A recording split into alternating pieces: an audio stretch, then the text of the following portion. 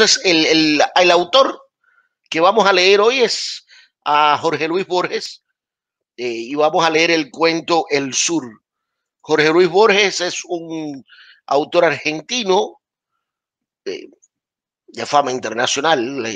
Creo que esto está de más decirlo, ¿no? Pero nunca está de más, pero bueno, creo que es conocimiento de todos, ¿no? Nacido en Buenos Aires en 1899 y fallecido a los 86 años en 1986 en Ginebra, en Suiza. Borges es parte de la vanguardia argentina, es un escritor que comienza, se da a conocer como en el mundo de la literatura por su poesía. Furor de Buenos Aires es su primer poemario, aunque alcanza su fama mundial, su gran reconocimiento por medio de sus cuentos.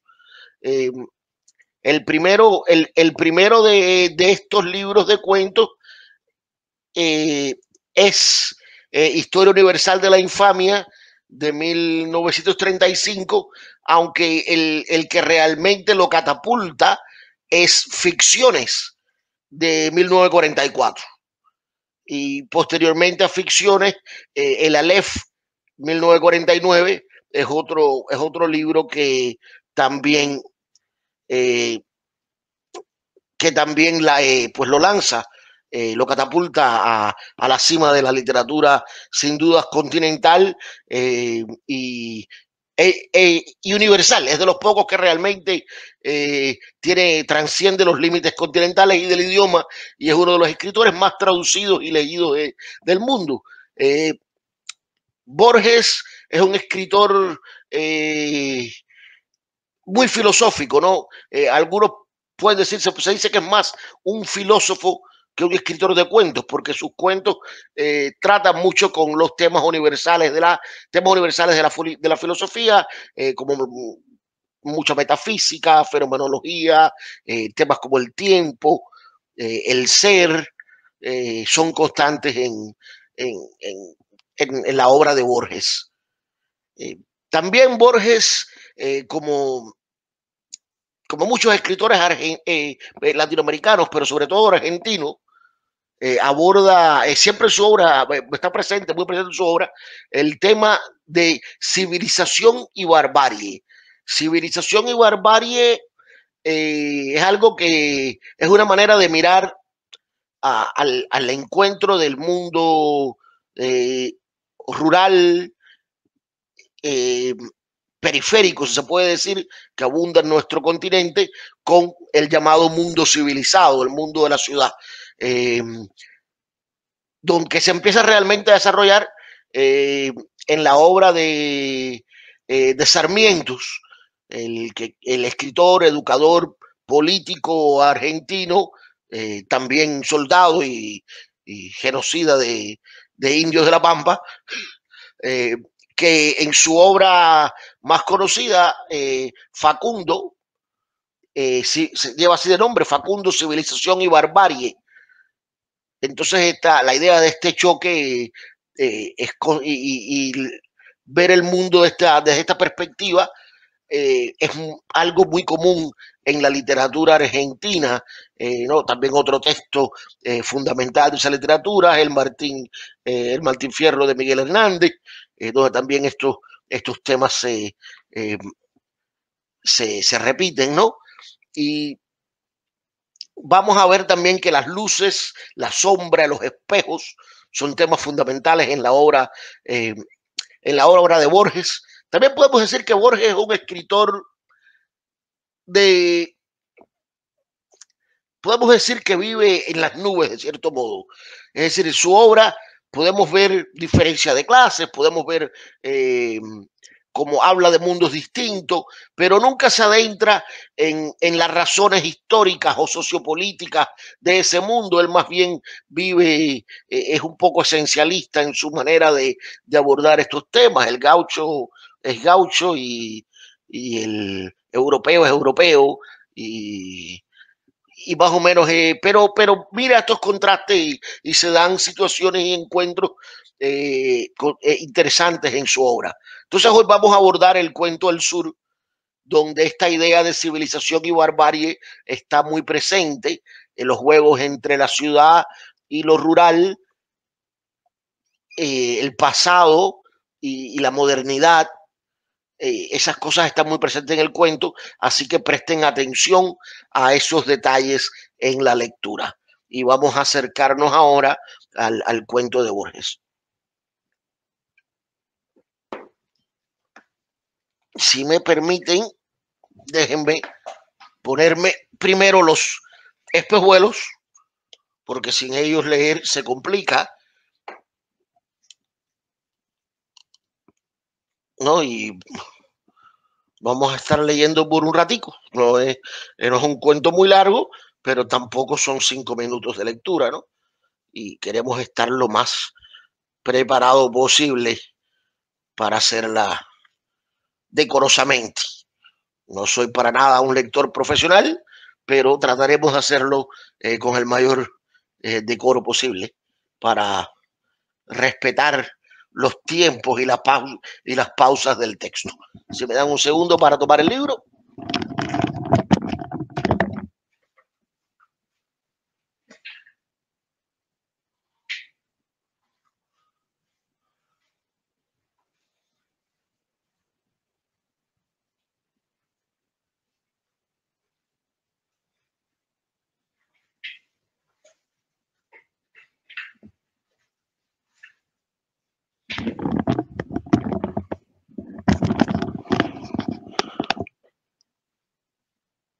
El cuento que abordamos hoy en ficciones, El Sur, como les dije, es un cuento que aparece en Ficciones de 1944, aunque la versión que vamos a estar leyendo es parte de este maravilloso y voluminoso volumen, para pues, más allá de la redundancia, que publicó la Real Academia, que se llama Borges Esencial. Es una colección de este tipo de ediciones, y esto pues, es un libro de 600 y tantas páginas que eh, abarca una gran parte de la obra de Borges.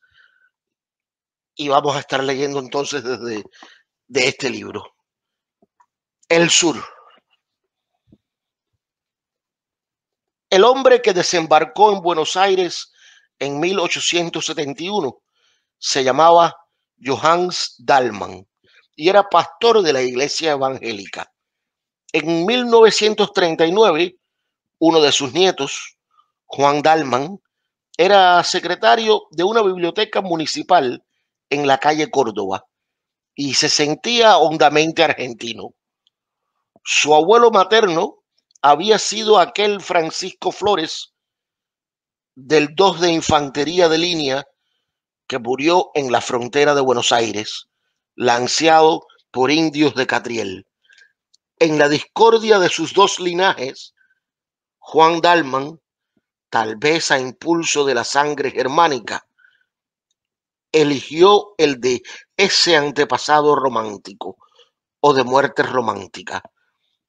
Un estuche con el daguerrotipo de un hombre inexpresivo y barbado, una vieja espada, la dicha y el coraje de ciertas músicas, el hábito de estrofas del Martín Fierro, los años, el desgano y la soledad fomentaron ese criollismo algo voluntario, pero nunca ostentoso. A costa de algunas privaciones, Dahlmann había logrado salvar el casco de una estancia en el sur, que fue de los Flores. Una de las costumbres de su memoria era la imagen de los eucaliptos balsámicos y de la larga casa rosada que alguna vez fue carmesí. Las tareas y acaso la indolencia lo retenían en la ciudad. Verano tras verano se contentaba con la idea abstracta de posesión y con la certidumbre de que su casa estaba esperándolo en un sitio preciso de la llanura. En los últimos días de febrero de 1939, algo le aconteció. Ciego a las culpas, el destino puede ser despiadado con las mínimas distracciones. Dalman había conseguido esa tarde un ejemplar descabalado de Las Mil y una Noches de Well. Ávido de examinar ese hallazgo, no esperó que bajara al ascensor y subió con apuro las escaleras. Algo en la oscuridad le rozó la frente. Un murciélago, un pájaro. En la cara de la mujer que le abrió la puerta vio grabado el horror, y la mano que se pasó por la frente salió roja de sangre. La arista de un batiente recién pintado que alguien se olvidó de cerrar le habría hecho esa herida. Dalman logró dormir, pero a la madrugada estaba despierto y desde aquella hora el sabor de todas las cosas fue atroz. La fiebre lo gastó y las ilustraciones de Las Mil y una Noches sirvieron para decorar pesadillas. Amigos y parientes lo visitaban y con exagerada sonrisa le repetían que lo hallaban muy bien. Dalman los oía con una especie de débil estupor y le maravillaba que no supieran que estaba en el infierno. 8 días pasaron, como 8 siglos. Una tarde, el médico habitual se presentó con un médico nuevo y lo condujeron a un sanatorio de la calle Ecuador, porque era indispensable sacarle una radiografía. Dalman, en el coche de plaza que los llevó, pensó que en una habitación que no fuera la suya podría, al fin, dormir. Se sintió feliz y conversador. En cuanto llegó, lo desvistieron, le raparon la cabeza, lo sujetaron con metales a una camilla, lo iluminaron hasta la ceguera y el vértigo, lo auscultaron y un hombre enmascarado le clavó una aguja en el brazo. Se despertó con náuseas, vendado, en una celda que tenía algo de pozo, y en los días y noches que siguieron a la operación, pudo entender que apenas había estado hasta entonces en un arrabal del infierno. El hielo no dejaba en su boca el menor rastro de frescura. En esos días, Dalman minuciosamente se odió. Odió su identidad, sus necesidades corporales, su humillación, la barba que le erizaba la cara. Sufrió con estoicismo las curaciones, que eran muy dolorosas, pero cuando el cirujano le dijo que había estado a punto de morir de una septicemia, Dalman se echó a llorar, condolido de su destino. Las miserias físicas y la incesante previsión de las malas noches no le habían dejado pensar en algo tan abstracto como la muerte. Otro día, el cirujano le dijo que estaba reponiéndose y que muy pronto podría ir a convalecer a la estancia. Increíblemente, el día prometido llegó. A la realidad le gustan las simetrías y los leves anacronismos. Dalman había llegado al sanatorio en un coche de plaza y ahora un coche de plaza lo llevaba a la Constitución. La primera frescura del otoño, después de la operación del verano, era como un símbolo natural de su destino rescatado de la muerte y la fiebre. La ciudad, a las 7 de la mañana, no había perdido ese aire de casa vieja que le infunde la noche. Las calles eran como largos zaguanes, las plazas como patios. Dalman la reconocía con felicidad y con un principio de vértigo. Unos segundos antes de que las registraran sus ojos, recordaba las esquinas, las carteleras, las modestas diferencias de Buenos Aires. En la luz amarilla del nuevo día, todas las cosas regresaban a él. Nadie ignora que el sur empieza del otro lado de Rivadavia. Dalman solía repetir que ello no es una convención y que quien atraviesa esa calle entra en un mundo más antiguo y más firme. Desde el coche buscaba entre la nueva edificación, la ventana de rejas, el llamador, el arco de la puerta, el zaguán, el íntimo espacio, el íntimo patio, disculpen. En el hall de la estación advirtió que faltaban 30 minutos. Recordó bruscamente que en un café de la calle Brasil, a pocos metros de la casa de Irigoyen, había un enorme gato que se dejaba acariciar por la gente como una divinidad desdeñosa. Entró, ahí estaba el gato, dormido, pidió una taza de café, la endulzó lentamente, la probó. Ese placer le había sido vedado en la clínica y pensó, mientras alisaba el negro pelaje, que aquel contacto era ilusorio y que estaban como separados por un cristal, porque el hombre vive en el tiempo, en la sucesión, y el mágico animal en la actualidad, en la eternidad del instante. A lo largo del penúltimo andén el tren esperaba. Dalman recorrió los vagones y dio con uno casi vacío. Acomodó en la red la valija. Cuando los coches arrancaron, la abrió y sacó, tras alguna vacilación, el primer tomo de Las Mil y una Noches. Viajar con este libro, tan vinculado a la historia de su desdicha, era una afirmación de que esa desdicha había sido anulada y un desafío alegre y secreto a las frustradas fuerzas del mal. A los lados del tren, la ciudad se desgarraba en suburbios. Esta visión y luego la de jardines y quintas demoraron el principio de la lectura. La verdad es que Dalman leyó poco. En la montaña de piedra, Imán y el genio que ha jurado matar a su bienhechor eran, quien lo niega, maravillosos, pero no mucho más que la mañana y que el hecho de ser. La felicidad lo distraía de Sharazad y de sus milagros superfluos. Dalman cerraba el libro y se dejaba simplemente vivir.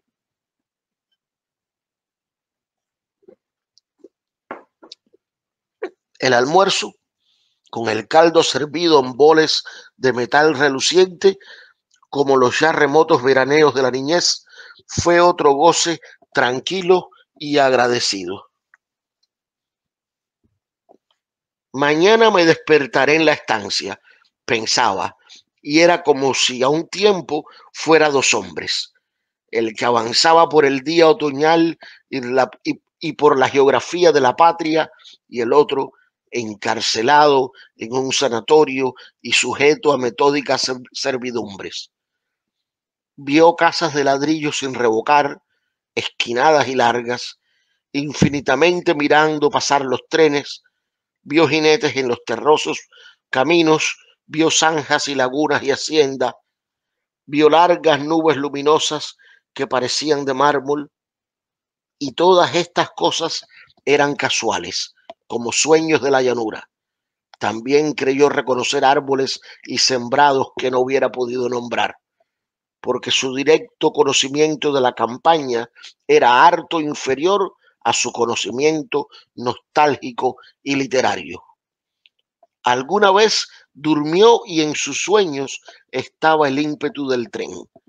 Ya el blanco sol intolerable de las 12 del día era el sol amarillo que precede al anochecer y no tardaría en ser rojo. También el coche era distinto. No era el que fue en Constitución al dejar el andén. La llanura y las horas lo habían atravesado y transfigurado. Afuera la móvil sombra del vagón se alargaba hacia el horizonte. No turbaban la tierra elemental, ni poblaciones, ni otros signos humanos. Todo era vasto, pero al mismo tiempo era íntimo y, de alguna manera, secreto. En el campo desaforado A veces no había otra cosa que un toro. La soledad era perfecta y tal vez hostil, y Dalman pudo sospechar que viajaba al pasado y no solo al sur.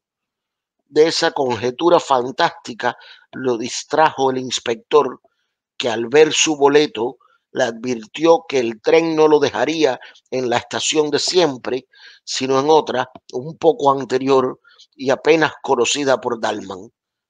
El hombre añadió una explicación que Dalman no trató de entender ni siquiera de oír, porque el mecanismo de los hechos no le importaba. El tren laboriosamente se detuvo, casi en medio del campo. Del otro lado de las vías quedaba la estación, que era poco más que un andén con un cobertizo. Ningún vehículo tenían, pero el jefe opinó que tal vez pudiera conseguir uno en un comercio que le indicó a unas 10, 12 cuadras.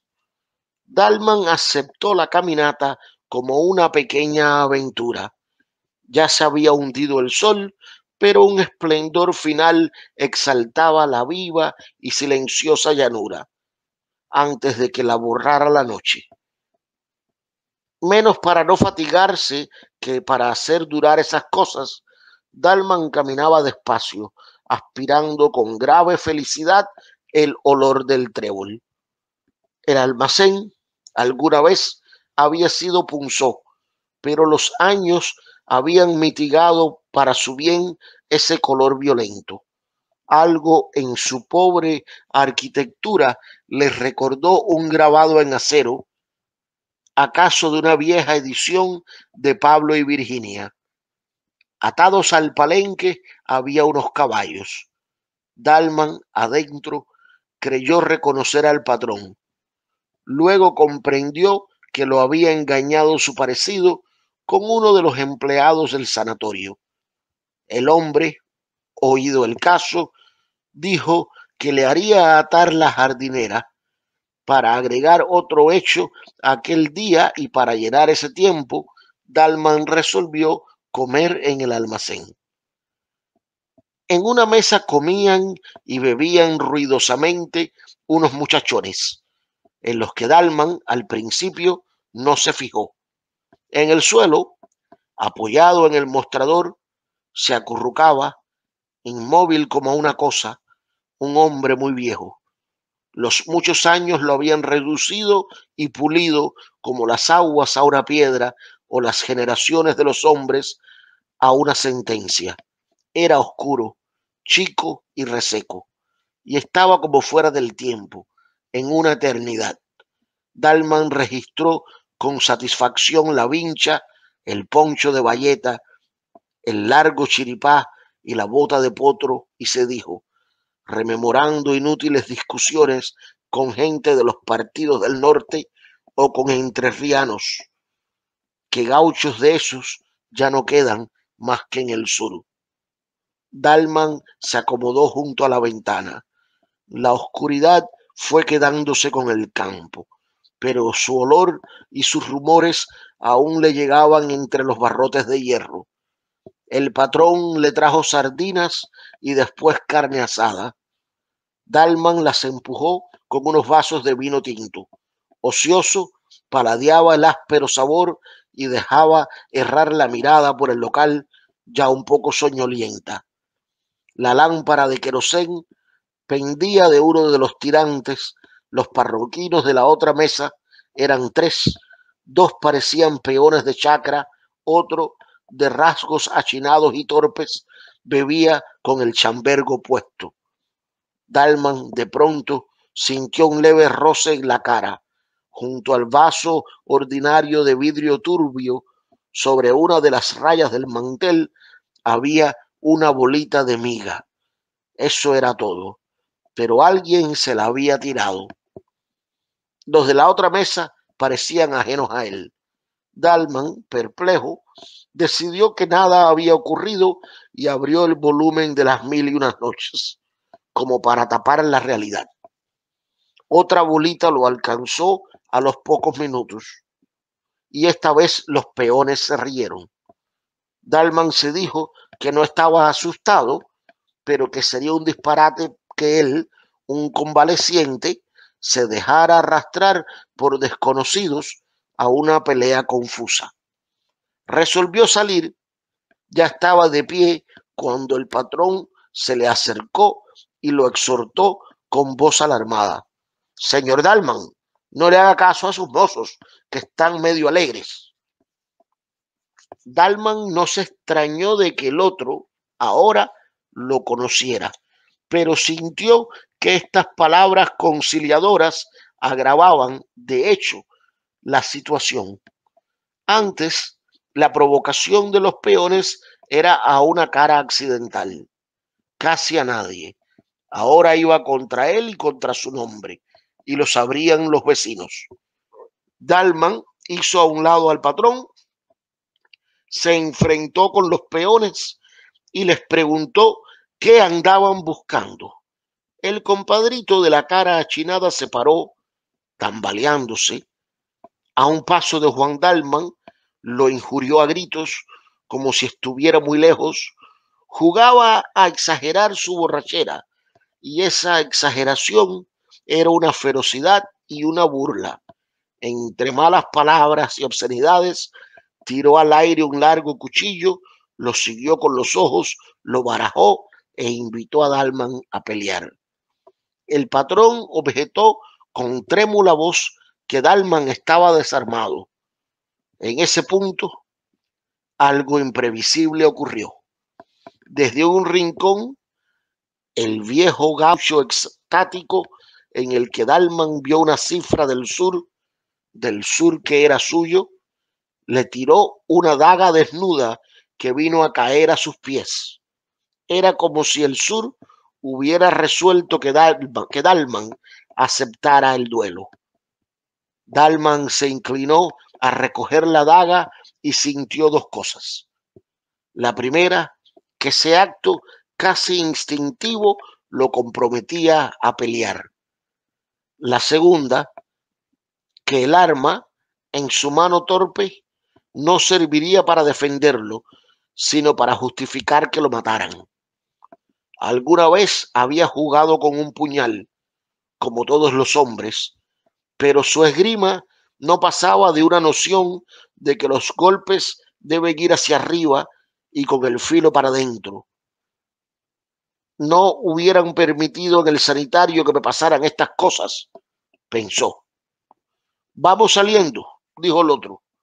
Salieron, y si en Dalman no había esperanza, tampoco había temor. Sintió, al atravesar el umbral, que morir en una pelea a cuchillo, a cielo abierto y acometiendo, hubiera sido una liberación para él, una felicidad y una fiesta en la primera noche del sanatorio, cuando le clavaron la aguja. Sintió que si él entonces hubiera podido elegir o soñar su muerte, esta es la muerte que hubiera elegido o soñado. Dalman empuña con firmeza el cuchillo, que acaso no sabrá manejar, y sale a la llanura.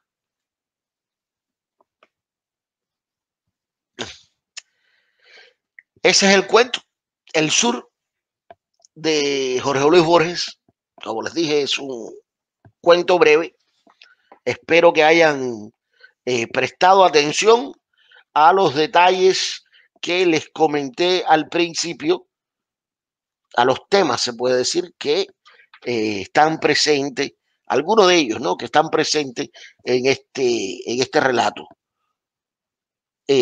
Tengo aquí algunas notas que quería comentar para ayudar un poco a entender algunas de las cosas que están sucediendo en este cuento. Al comienzo del mismo, Borges nos dice, bueno, primero, ¿quién es Juan Dalman, no? Nos dice que era secretario de una biblioteca municipal en la calle Córdoba y se sentía hondamente argentino. Si podemos entender que Dalman es un tipo pequeño burgués, ¿no?, de una clase media alta, no es un tipo rico, pero tiene el suficiente dinero que es capaz de mantener todavía una estancia en el sur, que fue atendido en una clínica privada, donde estuvo, pues, quién sabe por cuánto tiempo, pero no parece haber sido poco tiempo, y todo ese tiempo sin trabajar, obviamente pudo costearlo, después costear su convalecencia en el sur. Es decir, que estamos hablando de un tipo que no es de una clase popular, sino un tipo que tiene cierto capital. Hay una curiosidad entonces al comienzo. Como yo les dije, Borges es un tipo que tiende a creer en las esencias, y nos dice que este tipo se sentía hondamente argentino, Dalman se sentía hondamente argentino, que era, su abuelo materno había sido aquel Francisco Flores del 2 de Infantería de Línea que murió en la frontera de Buenos Aires, lanceado por indios de Catriel, ¿no? Es decir, él se siente atado a ese pasado argentino de un abuelo soldado, peleador. El propio abuelo de Borges fue coronel, y Borges en muchas ocasiones aludió al pasado de este abuelo y romantizaba mucho con él. Y aquí vemos que romantiza una vez más con ese pasado guerrero. Pero dice que en las discordias de sus dos linajes había ganado el linaje de su abuelo de muerte romántica, del criollo argentino.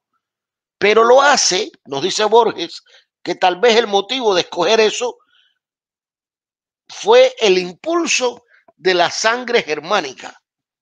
Es decir, que incluso su sentirse argentino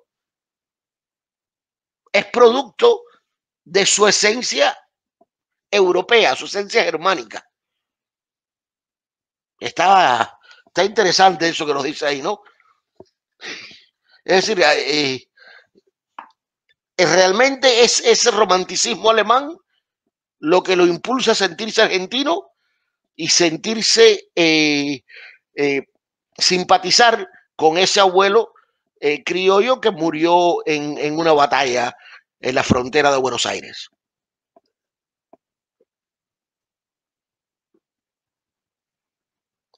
Ahora, en este tema de civilización y barbarie, es curioso que cuando esto que ocurre, Dalman, como vimos, se golpea la cabeza con una persiana, termina en el hospital. Es decir,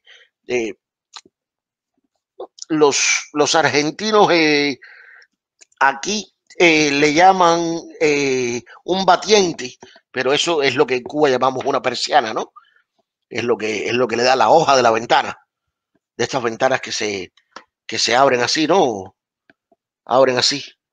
Y parece que estaba abierta hacia adentro, y en la oscuridad se mete la cabeza contra el batiente de la ventana. Y lo llevan al hospital, y es curioso, este hospital, el hospital, por supuesto, un hospital de ciudad, es un símbolo de la civilización, ¿no? Hospital donde se puede hacer cirugía, se practica la ciencia moderna.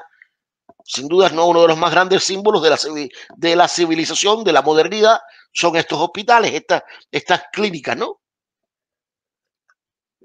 Cuando pensamos en el médico antiguo, es el médico que iba a visitarte a tu casa, el médico de ungüentos y brebajes, y la clínica ya nos da la imagen de algo científico, donde se trabaja por manuales, donde hay un consenso de tratamientos entre especialistas que utilizan todo tipo de tecnología para diagnosticar, todo tipo de técnicas de cirugía y demás. Entonces, eso es símbolo de la modernidad, de la civilización. Sin embargo, miren lo que le ocurre cuando llega al hospital. Se sintió feliz y conservador. En cuanto llegó, lo desvistieron, le raparon la cabeza, lo sujetaron con metales a una camilla, lo iluminaron hasta la ceguera y el vértigo, lo auscultaron, y un hombre enmascarado le clavó una aguja en el brazo.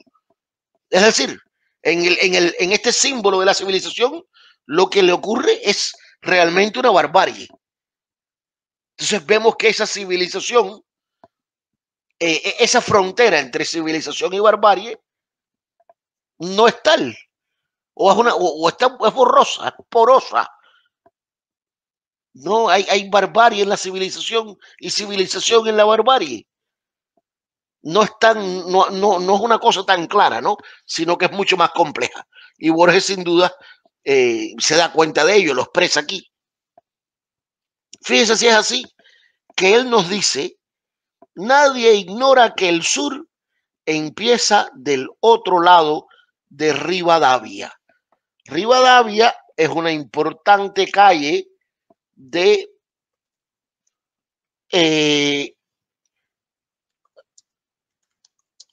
de Buenos Aires.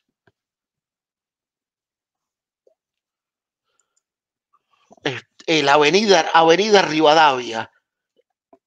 Les tenía acá unas imágenes para mostrarles, ¿no?, de la avenida Rivadavia. Déjenme compartir pantalla para que puedan, pues, visualizar esta arteria principal de Buenos Aires, una de las arterias principales. Por supuesto, son fotos actuales, no de la Rivadavia que estaba describiendo Borges, pero ahí podemos ver la Catedral Metropolitana en el inicio de la calle Rivadavia, esta arquitectura ecléctica de la zona del Congreso, el Café Los Angelitos. Esto es en la esquina de Rivadavia y Presidente Uriburu. La Perla del Once en la avenida Rivadavia y avenida Jujuy. El Colegio Mariano Moreno. Esta es Las Violetas, que es una confitería tradicional en el cruce con Medrano. Esto es a las alturas del barrio de Caballito. Esta es la boca de acceso a la estación de Acoite del subterráneo del metro. Una vista nocturna de la avenida. Esta es la avenida por Ramos Mejía. Aquí vemos que es una zona más popular del barrio, ¿no? Por Merlo. En Aedo. El tráfico está cerrado por la peregrinación a Luján. Esto es el mismo día de octubre del 2011. Bueno, esas son las fotos que tenemos de la avenida de Rivadavia. Pero decía que en la forma de ver el mundo de Dalman, ¿no? Dalman solía repetir que ello no era una convención y que quien atraviesa esa calle entra en un mundo más antiguo y más firme. Es decir, desde la cosmovisión de Dalman, el personaje del cuento, la frontera sí es precisa. Rivadavia, despasando Rivadavia, comienza el sur. Esa es la frontera definitiva. Y cuando se adentra ahí, se entra, nos dice, a un mundo más antiguo y más firme. En mi otro canal, en Lo que pica el pollo, que sé que algunas de las personas que nos están viendo son seguidores de ese canal, hemos hablado en ocasiones de la crisis de la modernidad. La modernidad, parte de la crisis de la modernidad tiene que ver con el flujo constante, el cambio constante, la ausencia de verdades universales, de valores fijos, sino que todo es voluble, constante mutuación, en constante cambio. Y eso pues crea crisis de identidad, crisis del ser. Aquí estamos y vemos que Borges se da cuenta de esto, ya reconoce en este momento, en 1946, ya Borges está lidiando con esta crisis de la modernidad cuando nos describe el mundo del sur, que como había dicho Dalman en su viaje por el tren que tenía la certeza de que estaba viajando al pasado, en ese pasado idílico, por supuesto, como son todos los pasados. En ese pasado idílico vemos que el mundo es más antiguo y más firme. Es decir, de cierto modo hay una añoranza por un tiempo donde las cosas eran como eran y eran como eran aparentemente todo el tiempo. No estaban en ese flujo, en ese cambio constante. Y vemos una añoranza de eso por parte del personaje, por parte de Dalman. Pero es un tema frecuente en la obra de Borges, así que se puede decir que es una añoranza borgiana. Y Borges de por sí era un tipo bastante conservador, y eso es un valor, prácticamente es la esencia de lo conservador. Ahora, la pregunta ¿es ese pasado, era ese pasado inmutable de la manera en que se recuerda con nostalgia, o era también convulso, caótico y lleno de cambios? ¿O para quién era de valores fijos, inmutables? ¿No? Tal vez para alguien como Dalman lo era en su mundo, que era un mundo bastante apacible, tal vez era de esa manera, pero para las personas que vivían en esta frontera de la civilización y la barbarie, para los indios de la Pampa que estaban siendo aniquilados y estaban siendo desplazados y perdiendo sus tierras, para el gaucho que se estaba enfrentando a una civilización, una modernidad implacable que iba avanzando e iba poniendo en peligro su modo de vida. Sin dudas no era un mundo más firme, era un mundo caótico, amenazado, que estaba en flujo, en mutación. Entonces vemos que desde la perspectiva borgiana es una perspectiva muy distinta a la perspectiva que puede tener alguien, que podían tener personas de otras clases, ¿no? Y algo que les he dicho en el otro canal, un tema que hemos abordado y que estoy seguro que lo vamos a encontrar a medida que conversemos, que pasemos tiempo por aquí con frecuencia, es, siempre les he dicho que bueno, esto es bastante aceptado universalmente, o es casi aceptado universalmente, que para el humano el mundo está mediado a través del lenguaje, a través de un marco epistémico que nos ayuda a entender el mundo. Es decir, el mundo está ontologizado de cierta manera y no entendemos el mundo tal cual es, sino lo entendemos a través de un orden simbólico, ¿no?, que creamos a través del lenguaje y todas estas cosas. Y Borges, por supuesto, los dice aquí cuando nos habla del gato. El gato, este gato que se deja acariciar en el café, cuando dice, pidió una taza de café, la endulzó lentamente, la probó.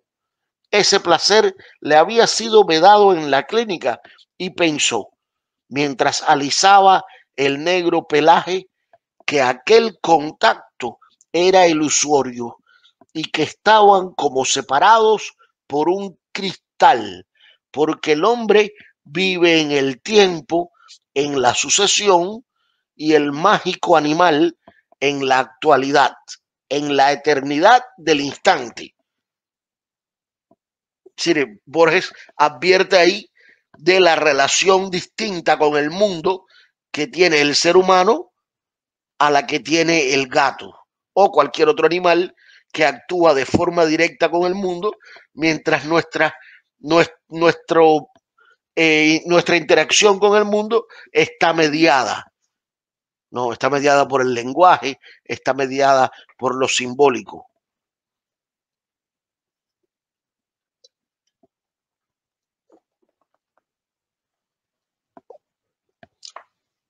Es curioso que Borges, es decir, cuando uno asocia la barbarie, lo que en esta separación, en este binomio no maniqueo de civilización y barbarie,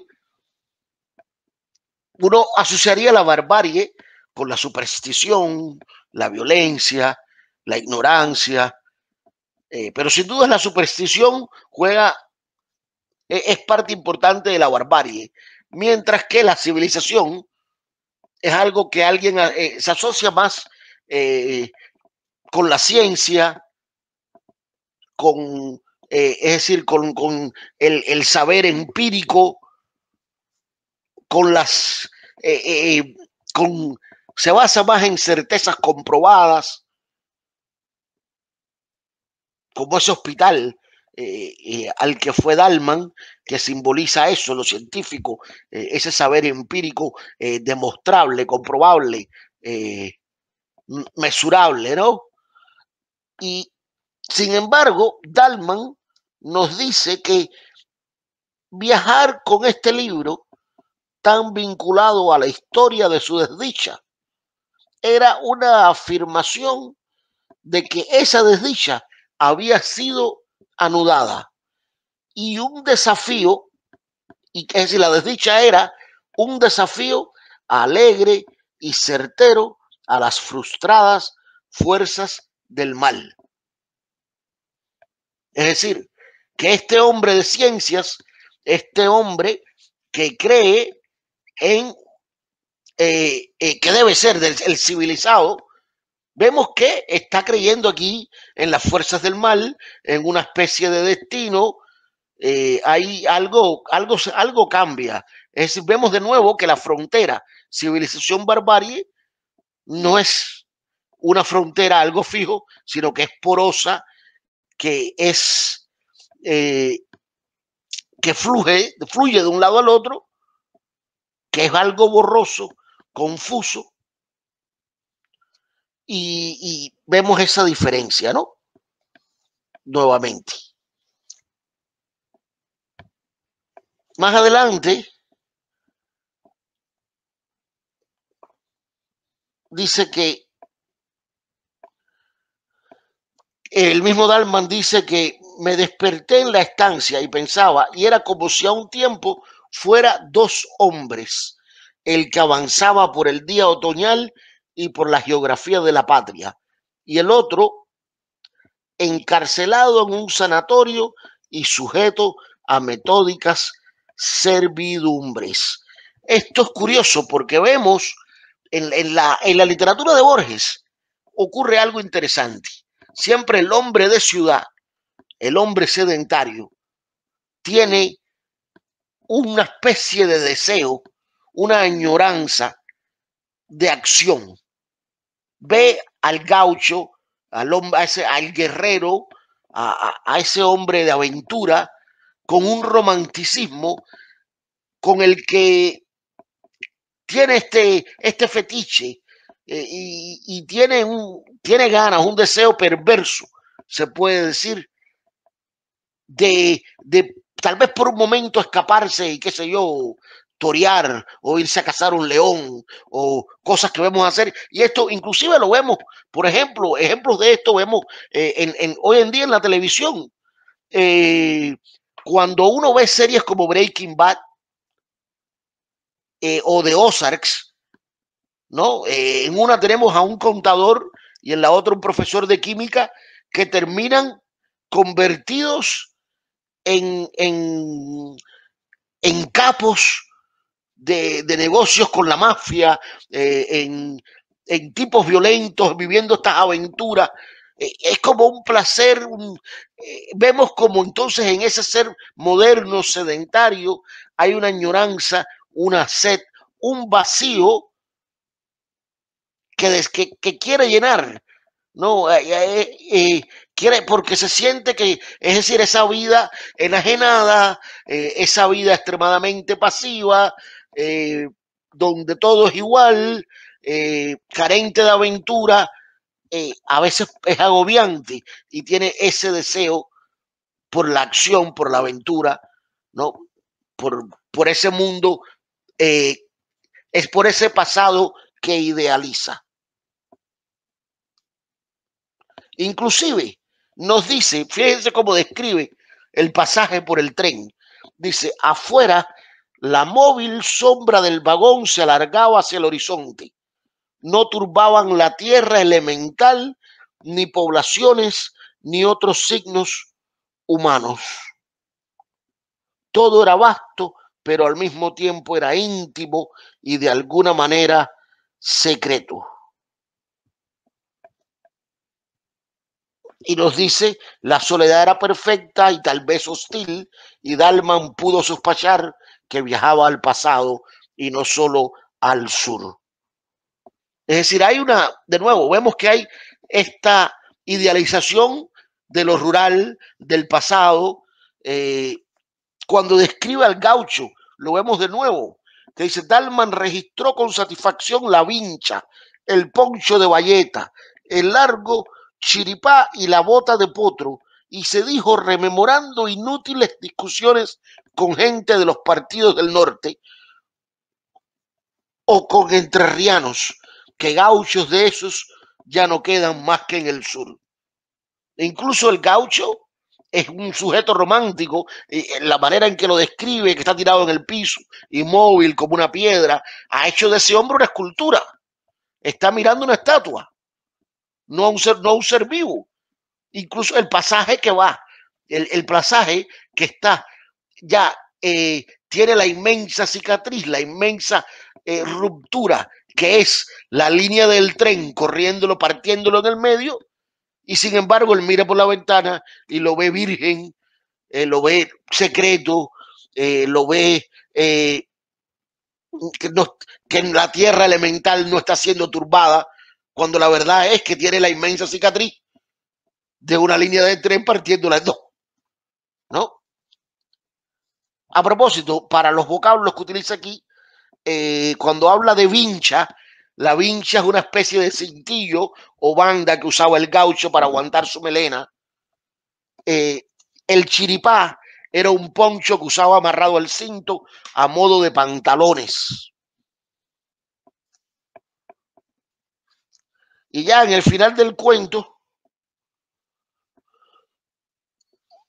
vemos de nuevo esa sed de aventura cuando Dalman, después que le tiran las migajas de pan, las migas, se va a marchar y el tendero, no, el hostelero, le dice, señor Dalman, no le haga caso a estos muchachos que están borrachos. Y como lo reconocen, de pronto, este hombre del sur, pasivo, no parece un tipo que sea de pelearse. Es decir, Borges describe un sujeto bastante gris. De pronto siente que no se puede manchar el honor de su nombre, que ha sido mencionado de nombre y que ahora va a quedar, si se marcha así simplemente, su nombre sombría quedará, pues quedaría manchada, ¿no? Y eso no lo puede permitir y se vira a increpar, a hacerle frente a estos jovencitos.